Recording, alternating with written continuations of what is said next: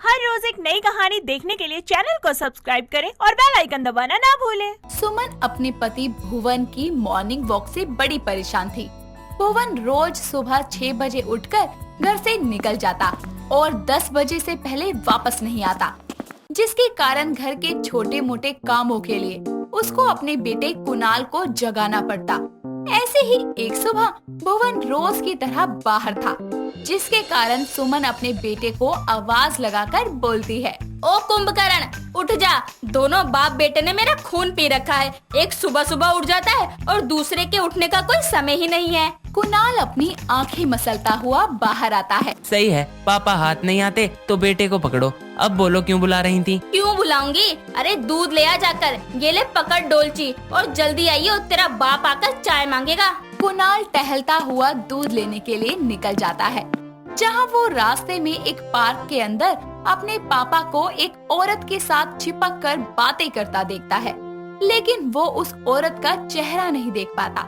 इसीलिए वो पार्क के अंदर जाता है, लेकिन भुवन की नजर कुणाल पर पड़ जाती है और वो जल्दी से अपनी पास बैठी हुई औरत को भगा देता है, जिसके बाद कुणाल वहाँ से भागता हुआ आकर बोलता है, पापा कौन थी वो औरत जो अभी भाग कर गई यहाँ से? कौन औरत? मैंने तो नहीं देखी कोई औरत। पागल हो गया है क्या? कौन से सस्ते नशे करने लगा है तू? बस पापा, मैंने कोई नशे नहीं किए, बल्कि आपने किए हैं, वो भी महंगे वाले। सीधे तरीके से बता दो, नहीं तो मम्मी को बोलूंगा मॉर्निंग वॉक के बहाने आप अपनी सेटिंग से मिलने आते हो। साले तू अपने बाप को ब्लैकमेल करेगा? पापा आपने ही बोला है, बाप बड़ा ना भैया, सबसे बड़ा रुपया, और पैसों के आगे क्या बाप क्या बेटा। साली गंदी औलाद, ना मजा ना स्वाद।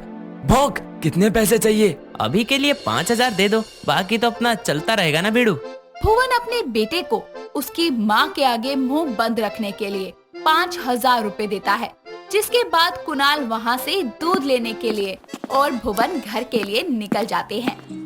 कुछ देर बाद जब दोनों बाप बेटे घर आते हैं तो टीवी देख रहे होते हैं, जिसके बाद सुमन वहाँ आकर बोलती है, दोनों बाप बेटे ऐसे पसरे हो जैसे घर में काम करने के लिए कोई नौकरानी रखी है। अरे तुम दोनों को दिखता नहीं है क्या कि घर में कितना काम फैला है? थोड़ी मदद ही करवा दें। अरे माँ क्यों चिंता करती हो, पापा है ना, वो करवाएंगे ये सारा काम। क्यों पापा, करवाओगे ना? मैं क्यों? तू साले रोटियां तोड़ने को पैदा हुआ है क्या? नहीं पापा, ऐसे नहीं बोलते, मुझे एक जरूरी काम है, आपको बताया था ना। कौन सा जरूरी काम? देखो पापा, चुपचाप माँ के साथ काम करवा लो, वरना आपकी सेटिंग वाला राज बता दूंगा माँ को। अरे हाँ, मैं करवा दूंगा काम। इसको बहुत जरूरी काम है, जाने दो इसको। कुणाल अपने पिता को ब्लैकमेल करके उनको घर के कामों में फंसाकर खुद अपनी गर्लफ्रेंड आशिका से मिलने एक रेस्टोरेंट में जाता है, जहां आशिका उससे पहले से आई हुई होती है और उसको लेट आता देखकर बोलती है, कमीने, कहाँ मुंह मार रहा था जो इतनी देर लगा दी? डार्लिंग कैसी बात करती हो, मैंने तुम्हारे अलावा कहीं और मुंह नहीं मारा, मैं अपने बाप जैसा थोड़ी हूँ। क्या तेरे बाप का चक्कर वक्कर है किसी से? हाँ, पर किसके साथ है वो नहीं पता। चल छोड़, मेरी बात सुन, आज शाम को मेरी मम्मी से मिलने आ जा अपने मम्मी पापा को लेके, शादी की बात करने के लिए। ठीक है जाने मन, जो बोलोगी वो कर देंगे। ठीक है, चलती हूँ, टाइम पर आ जाइयो, समझ गया? आशिका रेस्टोरेंट से चली जाती है, लेकिन कुणाल वहीं बैठे बैठे बर्गर मंगा के खा रहा होता है। तभी वो देखता है कि बगल वाली टेबल पर उसका बाप अपनी सेटिंग को लेकर आया हुआ है। ये देखकर कुणाल बोलता है, आज तो पापा की सेटिंग को देख कर ही रहूंगा, मैं भी तो देखूं मेरे बाप ने इस उम्र में कौन सी फुलझड़ी पटा ली। कुणाल चुपके से अपने पापा की कुर्सी के पीछे छुप जाता है, लेकिन फिर भी उस औरत का चेहरा नहीं देख पाता, क्योंकि उसने घूंघट कर रखा होता है। ये देखकर कुणाल बोलता है, ये नई मम्मी हमेशा चेहरा छुपा कर ही क्यों मिलती है? लेकिन कोई नहीं, यहीं बैठे बैठे सुनता हूँ कि पापा अपनी सेटिंग से क्या बात करते हैं। कुणाल अपने पिता की कुर्सी के पीछे छुपकर उनकी बातें सुन रहा था। तभी भुवन अपनी सेटिंग माधुरी का हाथ पकड़ते हुए बोलता है, जाने मन, तुम्हारे लिए मैं कितने खतरों से लड़कर आता हूँ, तुम्हें पता भी है। एक तो मेरी वो जालिम बीवी और दूसरी तरफ मेरी कमीनी औलाद कुणाल, दोनों तुम्हारे प्यार में राहु केतु बनकर बैठे हैं। जान, मैं भी तो अपनी जवान बेटी को बुद्धू बनाकर तुमसे मिलने आई हूँ। पर जान, अगर हमारे चक्कर का पता मेरी उस रावण बीवी को लग गया तो मेरे एक सर को 10 टुकड़ों में काट देगी। अरे जान, नहीं पता चलेगा, मैं कौन सा शादी करके तुम्हारे घर आ रही हूँ, या फिर मेरी बेटी का तुम्हारे बेटे से टांका भिड़ा है? हाँ वो तो है, तो चलो इस बात पर एक चुम्मा दे दो। हाय हाय, शर्म करो, कोई देख लेगा। अरे इस रेस्टोरेंट के बारे में तो मेरी गंदी औलाद को भी नहीं पता, और उसके बिना कोई भी मुझे देख ले घंटा फर्क नहीं पड़ता मुझे, क्योंकि और कोई मुझे जानता ही नहीं।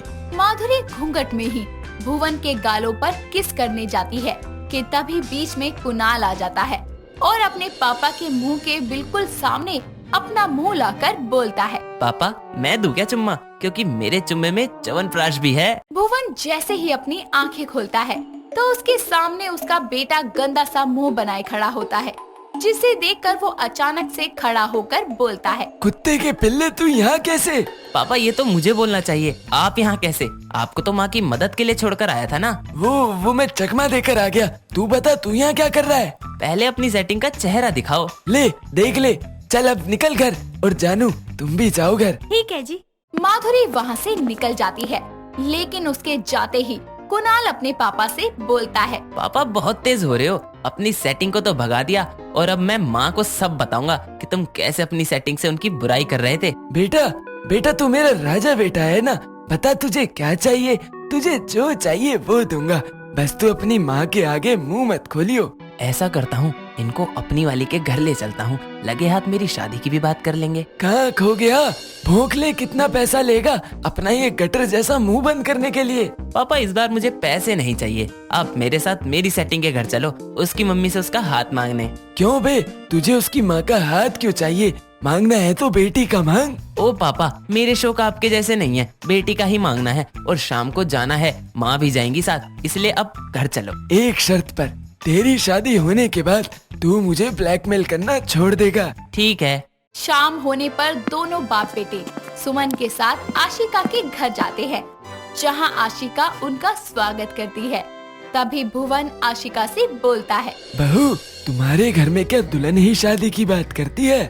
अरे नहीं नहीं अंकल जी, मेरी माँ बस आ ही रही है, वो देखिए आ गई। आशिका के इतना बोलते ही रसोई से माधुरी चाय लेकर आ रही होती है और उसको देखकर कुणाल उठकर बोलता है, पापा आपकी सेटिंग यहाँ?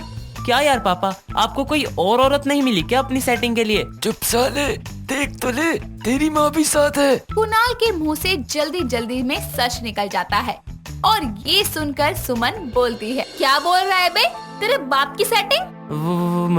Mummy papa. बोल ले कमीने, वरना इस जन्म में तो तेरी शादी मैं नहीं होने दूंगी। पापा माफ करना, अपनी सेटिंग को बचाने के लिए आपकी सेटिंग का राज खोलना पड़ेगा। कुणाल सबके सामने सारा सच बताता है, जिसको सुनकर सुमन का खून खोल जाता है और उसको इतने गुस्से में देखकर भुवन बोलता है, भाग्यवान माफ कर दो, आज के बाद किसी औरत से क्या फोन की भी सेटिंग नहीं करूंगा, माफ कर दो। आज के बाद इस लायक बचोगे तो करोगे ना? हाँ माँ, पापा को घर तक घसीटो। चुप रह, तू भी इसी बुड्ढे की गंदी औलाद है। चलो दोनों बाप बेटे, आज तुम्हारे शरीर की एक एक सेटिंग ना बिगाड़ दी ना, तो मेरा भी नाम सुमन नहीं। सुमन के सामने सारा सच आने के बाद बाप के साथ साथ बेटे की सेटिंग भी बिगड़ जाती है। उसी के साथ साथ दोनों की हालत अब आगे क्या होने वाली है, ये तो आप सब लोग अंदाजा लगा ही सकते हैं। इसीलिए सेटिंग हमेशा फोन में करें, जिंदगी में नहीं। ये कहानी है मध्य प्रदेश के जंगल में रहने वाली लड़की लीला की। वो एक बहुत ही सुंदर लड़की थी जो जंगल के कबीले में रहा करती थी। उसके पिता काली कबीले के सरदार थे।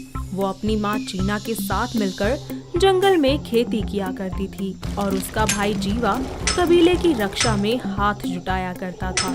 ऐसे ही एक शाम जब लीला और उसकी माँ खेती कर वापस अपने कबीले आते हैं तो उसके पिताजी उन दोनों को अपने पास बुलाकर कहते हैं, अरे आ गए आप लोग? जी बाबा, आज हमने खेतों को पूरी तरह जोतकर उनमें अच्छे से बीज डाल दिए। वाह शाबाश। हाँ जी, हमारी बेटी अब पूरे तरीके से समझदार हो गई है। वैसे आपने हमें यहाँ क्यों बुलाया था? हाँ वो इसलिए क्योंकि मैंने सोचा है कि क्यों ना जीवा को आज कबीले का सरदार घोषित किया जाए, क्या कहते हो? क्या सच में बाबा, आप जीवा को कबीले का सरदार बनाना चाहते हैं? हाँ, आप लोगों ने सही सुना। मैं अभी सब लोगों को एकत्रित करके ये घोषणा करता हूँ। कालिब तुरंत सबको एकत्रित होने को कहता है और घोषणा करता है। मैंने आज आप सबको यहाँ एकत्रित इसलिए किया है क्योंकि हम आज अपने पद से हटकर अपने बेटे जीवा को कबीले के सरदार का पद सौंपते हैं। आज से और अभी से इस कबीले का नया सरदार है हमारा बेटा जीवा। धन्यवाद बाबा, आपने मुझे इस काबिल समझा। मैं इस कबीले के सरदार की जिम्मेदारी बखूबी निभाऊंगा। हाँ हाँ जरूर बेटा, जश्न की तैयारी की जाए। सभी लोग खुशी से जश्न मनाने में लग जाते हैं कि तभी अचानक से बंदूकें चलने की आवाज आती है, जिससे बहुत ही ज्यादा लोग घायल भी हो जाते हैं। और इस गोलीबारी में लीला की माँ और उसके भाई को भी गोली लग जाती है और वो दोनों वहीं पर ही दम तोड़ देते हैं। दूसरी तरफ उसके पिता गोली लगने के कारण घायल हो जाते हैं। लीला उनके पास जाकर कहती है,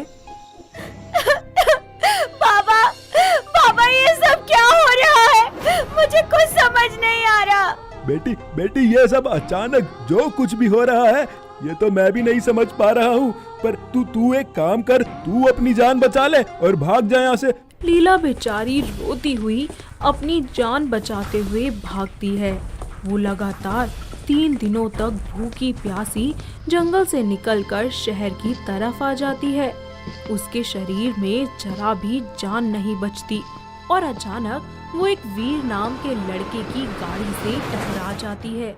वीर गाड़ी से निकलता है तो देखता है कि वो बेहोश हो गई है और वो उसे उठाकर अपनी गाड़ी से अपने घर ले जाता है।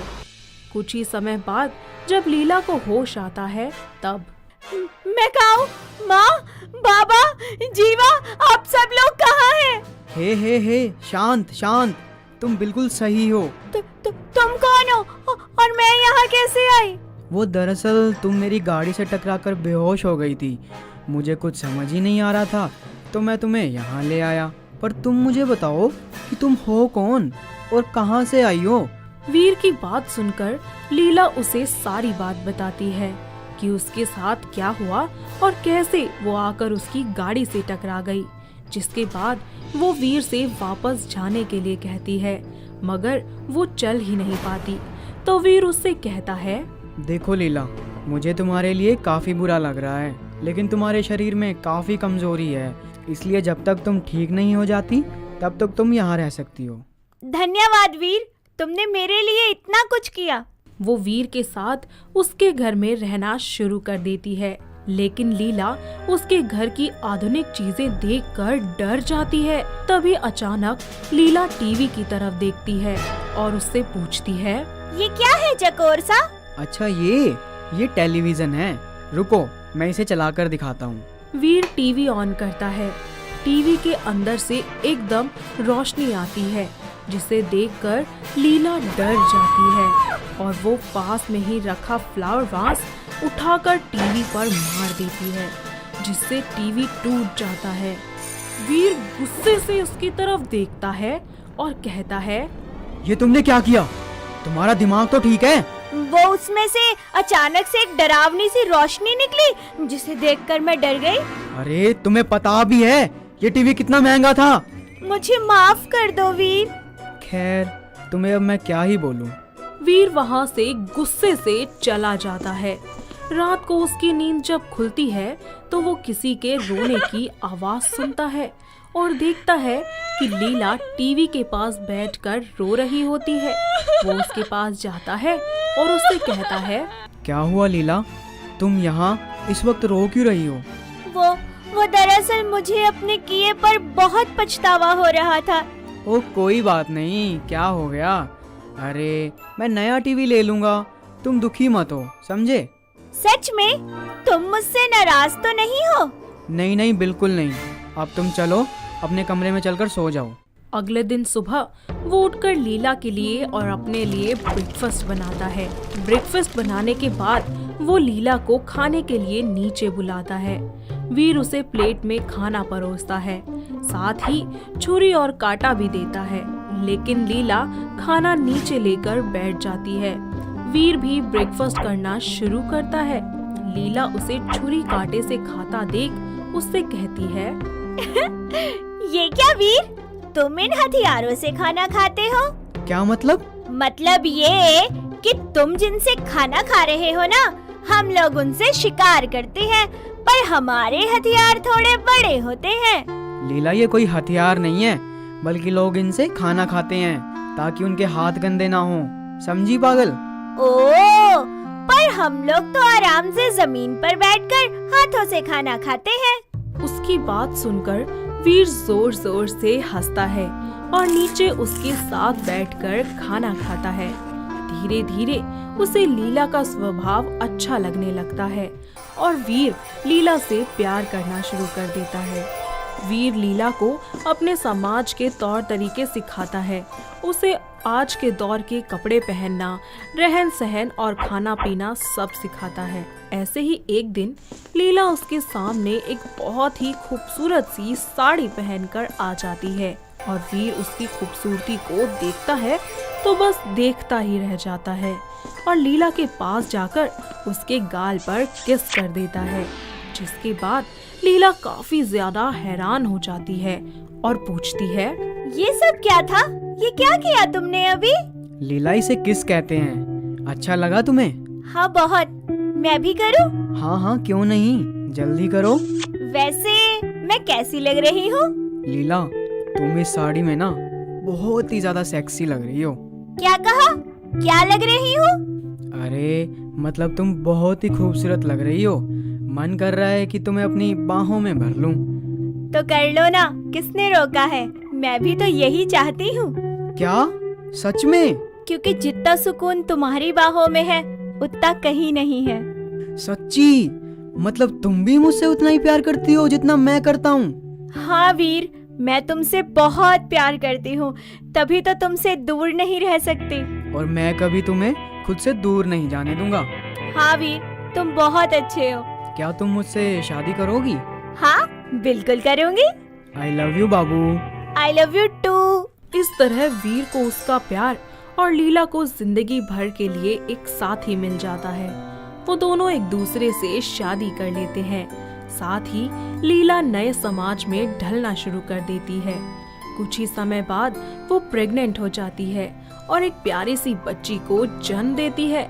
फिर सब मिलकर एक साथ खुशी खुशी रहने लगते हैं।